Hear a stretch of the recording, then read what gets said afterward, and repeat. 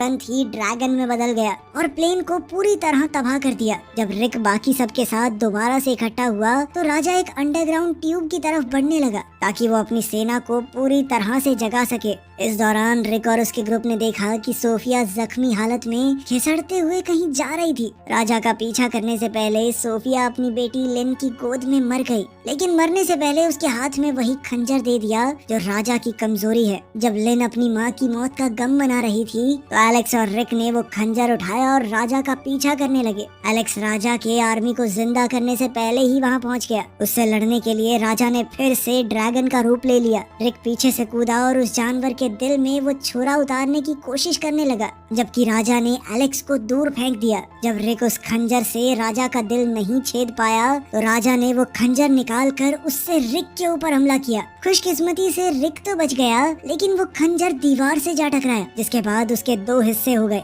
उधर लिन और Evelyn general यांग से लड़ रहे थे, जो किसी तरह से जोनाथन के गिराए गए बमों से बच गया था। जल्द ही उन दोनों औरतों ने मिलकर यांग को मार दिया। इसी के साथ राजा और रिक के बीच जबरदस्त लड़ाई शुरू हो गई। जब वो लोग लड़ रहे थे तो एलेक्स ने छुरे का एक टूटा हुआ हिस्सा उठा लिया और मिट्टी में अपने पिता के लिए एक खास मैसेज छोड़ा। रिक अपनी लड़ाई के बीच में उस मैसेज को देखते ही समझ गया कि उसे क्या करना है। उसने तुरंत ही खंजर का दूसरा हिस्सा उठा लिया और तुरंत मौका मिलते ही राजा के दिल पर वार किया। राजा को ज्यादा डर नहीं था क्योंकि खंजर तो टूट गया, लेकिन तभी एलेक्स ने पीछे से कूदकर खंजर का दूसरा हिस्सा राजा के शरीर में घुसा दिया, जिसके बाद राजा आग की लपटों में घिरकर खत्म हो गया। राजा की अंतिम सांस के साथ उसकी सेना भी खत्म हो गई। इसके बाद सभी लोग शंघाई वापस लौट आए। आखिर में हम रिक और एवलिन को एक साथ डांस करते हुए देखते हैं। उनके साथ ही एलेक्स और लिन भी एक साथ डांस कर रहे थे।